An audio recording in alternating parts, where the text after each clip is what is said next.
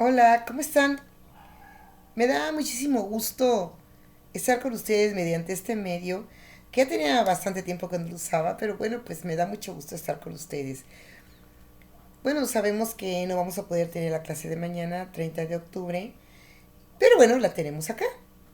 Y aunque no vamos a este video, pues no puede ser tan extenso como nuestra clase, que por cierto gozamos mucho entre todos, pues vamos a dar las bases y la siguiente sesión la explicamos más ampliamente. Pues ni siquiera quisiera decir explicar ampliamente, sino participar todos, tan bonito como siempre se está participando.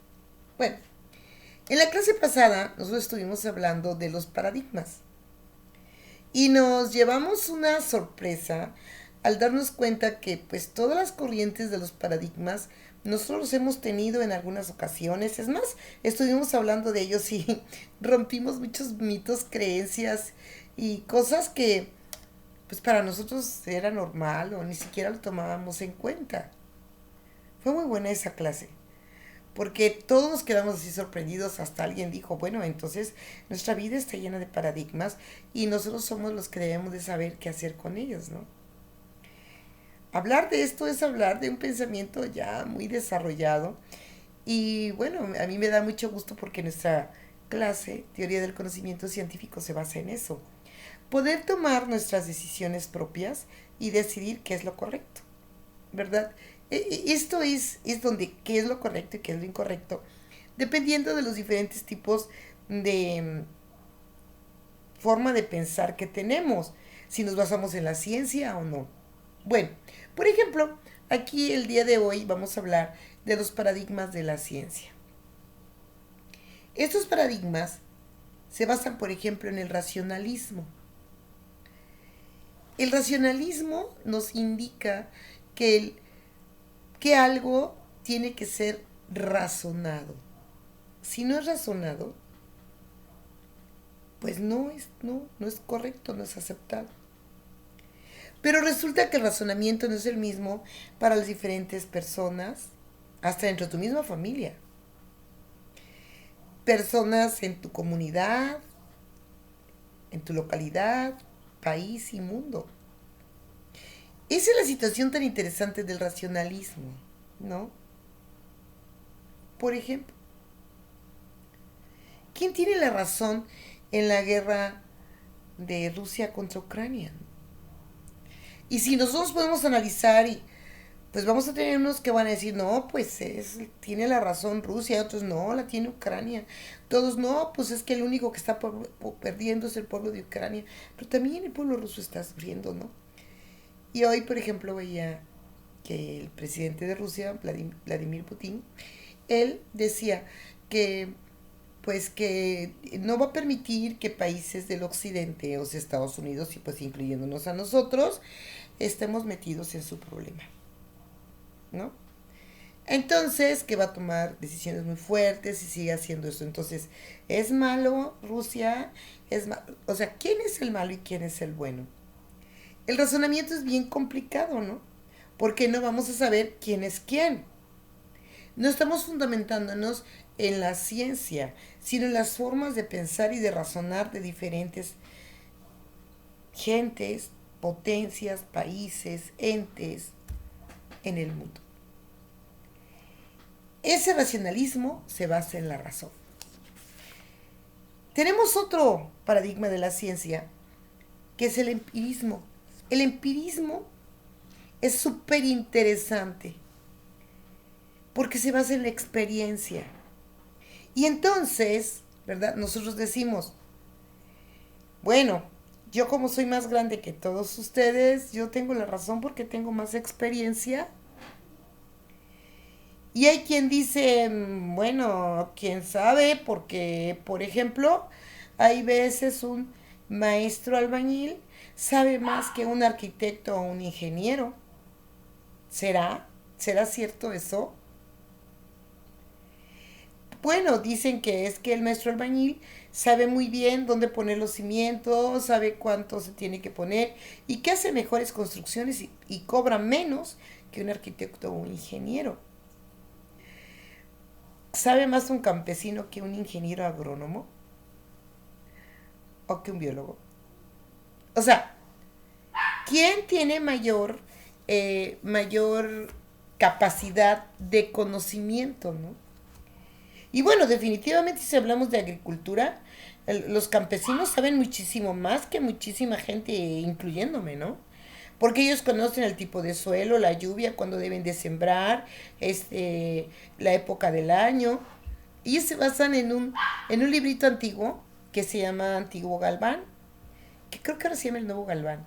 Y era un librito que utilizaban hace más de 100 años, como un siglo, y que utilizaban para sembrar, y ahí decía cuando había los eclipses, y que se les tenía que poner un moño rojo a los árboles para que no se cayeran los frutos, etcétera, ¿no? Entonces, esto es muy importante, ¿verdad? Porque entonces, ¿qué es lo que tenemos que hacer, no? ¿Debemos creerle mejor al racionalismo o al empirismo basado en la experiencia? Muchas personas dicen, yo estudié en la mejor universidad. Tú dices, ¿cuál, no? Pues la vida. Wow. Cuando te dicen eso y luego se ponen a hablar contigo, hay personas que hablan y te dejan maravillado porque te están diciendo toda la verdad y solamente lo juntaron con su experiencia a través de su vida.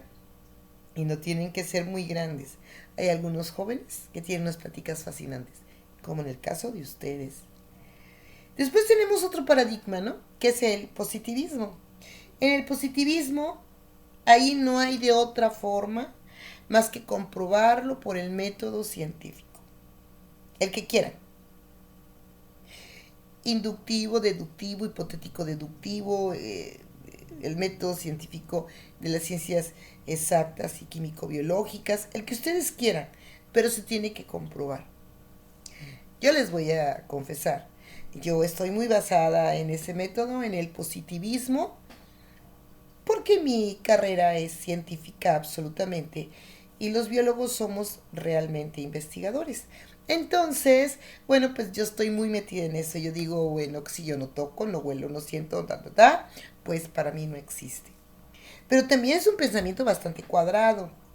No quiere decir que todo lo que se ha comprobado por la ciencia es lo que realmente existe.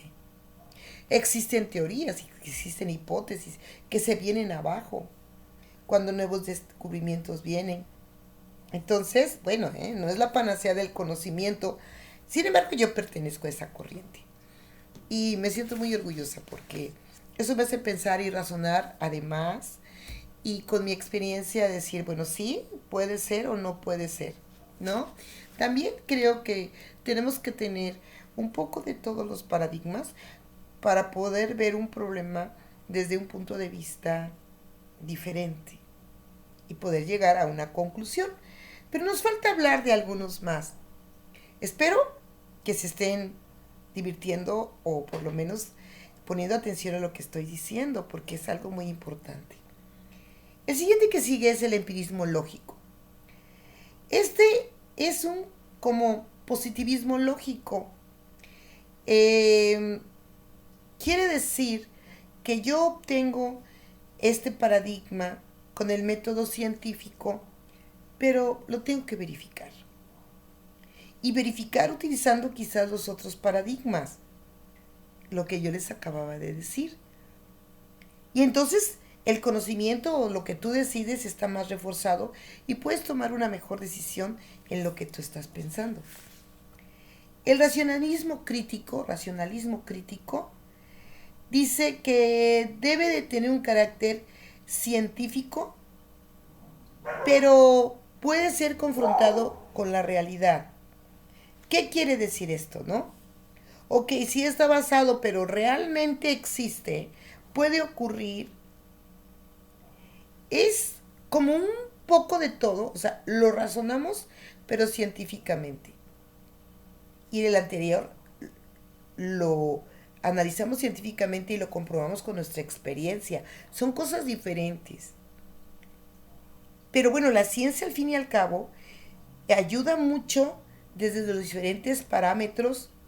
Sin embargo, como dije, no tiene la última palabra, ¿no? Y por último, bueno, nos habla de este paradigma, ¿verdad? De las revoluciones científicas.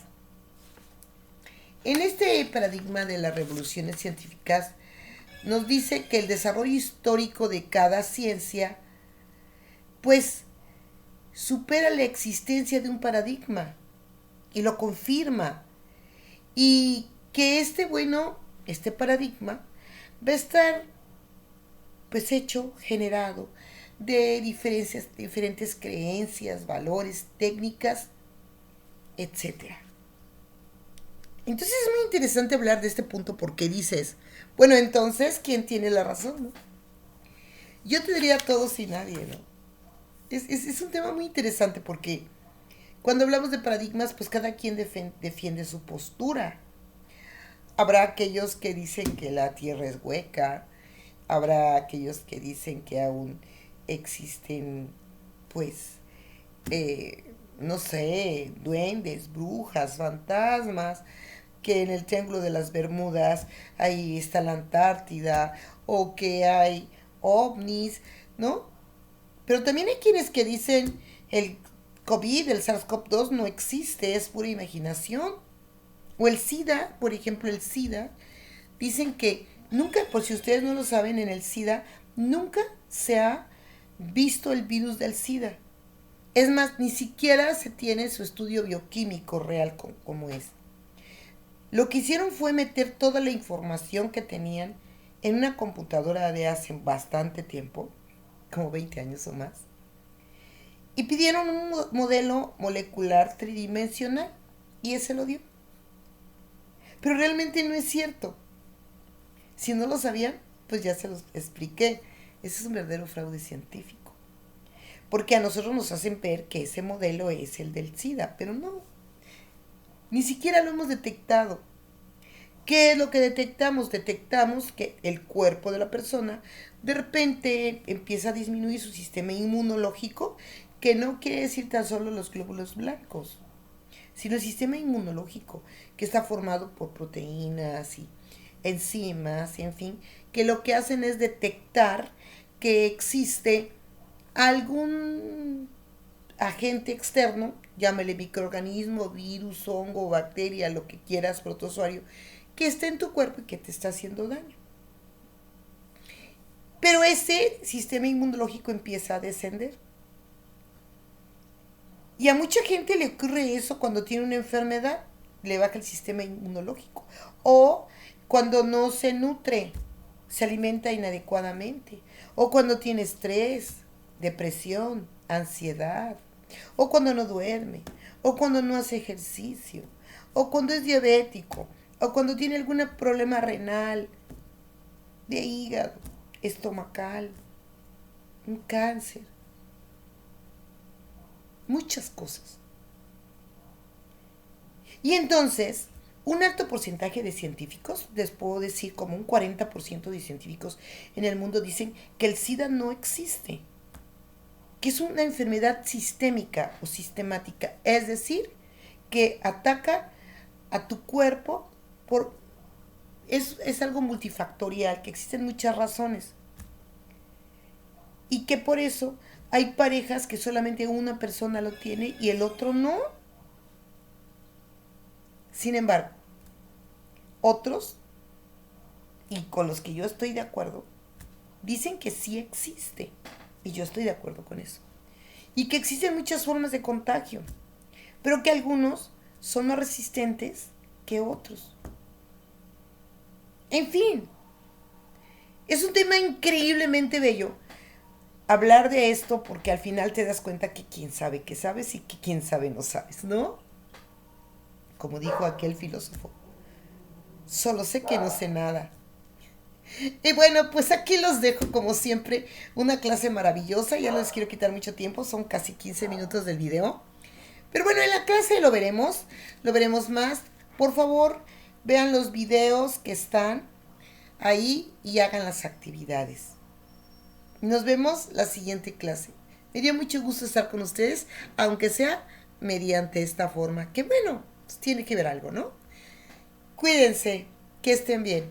Hasta pronto. Bye.